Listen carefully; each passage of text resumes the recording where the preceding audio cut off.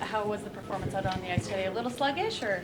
Actually, I was happy with our group today. I expected them to be dragging their butts a little bit more, but they came, they worked, they battled. It wasn't a polished practice, but we got out of it what we needed to, and talked about getting our legs underneath us and beginning to adjust and feel a little bit better here than maybe we did when we landed or woke up this morning. And I think it was accomplished in the hour skate, and now they get to go enjoy a beautiful city.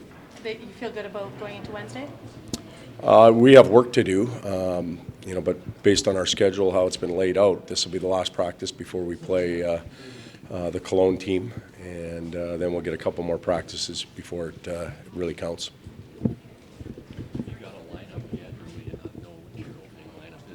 Opening meaning opening here, opening in Sweden. I don't have an opening night lineup for you right now. I can tell you tomorrow that both Larson and Russell won't play, so we'll see the young kids on the blue line, which will be good for them. And yes, still on a tryout, and I'm not exactly sure what's happening there. That's question for Pete, but we can play, and we're still in exhibition season. Being that you're playing against Peter Dreisaitl's team, has Leon maybe let you in on any of his coaching secrets? Well, you better. I think that Leon and I should go for lunch, and he better share the pre-scout. I already told him if he screws this one up, he's in trouble, so he should know all the tricks and the traits, but in all seriousness, he's got a big smile on his face. He's happy about being here. He's proud of his community, certainly proud of his father and all the help that he gave him growing up, and also proud of his dad's team. A lot of the players, coaches are interested in what's going on there. We were all wondering how they made out yesterday, so really unique situation for something like that to happen, and I'm glad that it is, and I'm sure both the Dreisaitl's are going to have a real good game tomorrow. Is there a good, just to illustrate that, is there a cool little anecdote or story about him playing close to Leon, just telling you where to go? Or well, we beginning in the summer, we obviously knew we were coming here real early last year, and well into the summer there was a number of phone calls about team building opportunities, what the group could be doing, where are we going to eat. We left a lot of those decisions up to Leon, like we should. And as I mentioned back in Edmonton, it's a really unique situation for these European players because their families do get to see them play, their friends do get to come over and watch them play, but this is different. We're coming to their world, to their environment, and it's special for them. So you could see that both him and Toby had a lot of jump in their stride today, maybe a little extra, and I think that's real good leadership. what did you do at the beginning? We just had a little fun. We played two-puck scrimmage, and we just flipped sticks. So if you were a lefty, you were a righty, and there were some good comments. Some guys felt that some players were better off-handed, and others weren't. So we'll leave that to the players to sort out. Cam will not play. Koskinen is going to start, and then we'll figure out from there. Do you have to help Leon manage or control the excitement of this, or do you just let him run with it? We let him run with it. It's early in the year. We want our team to create a unique bond and have some energy. And I think if we get too involved and we put the brakes on things, then it can kind of squash it. We've all been told we're here on a business trip, but we also want the players to experience the culture and enjoy the community. And I think they've done that to this point, but when it's time to work, it's time to work. How important do you think these games are for growing the game abroad, growing the game here? Well, that's why we're here, and I don't think we would be, crossing the ocean and coming to another country if we weren't having an eye on that and focusing on it.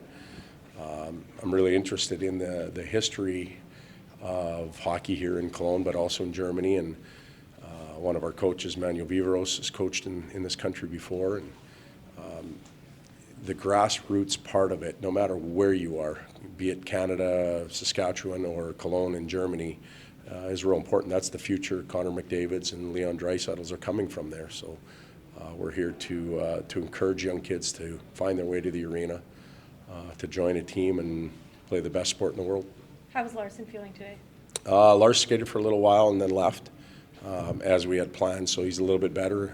We still won't run the risk of him playing on, I guess it's Wednesday, right? My days are all screwed up Wednesday, yeah. And Russell's further away. I mean, you said Larson would probably play. Well, Russell, there's a good chance that Chris is going to be playing in Gothenburg when we get there. He's just not playing on Wednesday. What are your general thoughts of hockey in Germany, or German hockey in Germany? Well, you know what, from what I understand, what I watch, and what I've been able to find out, it's played at a very high level. There's a passionate fan following in every city. It sounds like those fans move from city to city. They take their fan clubs and they end up watching games on the road.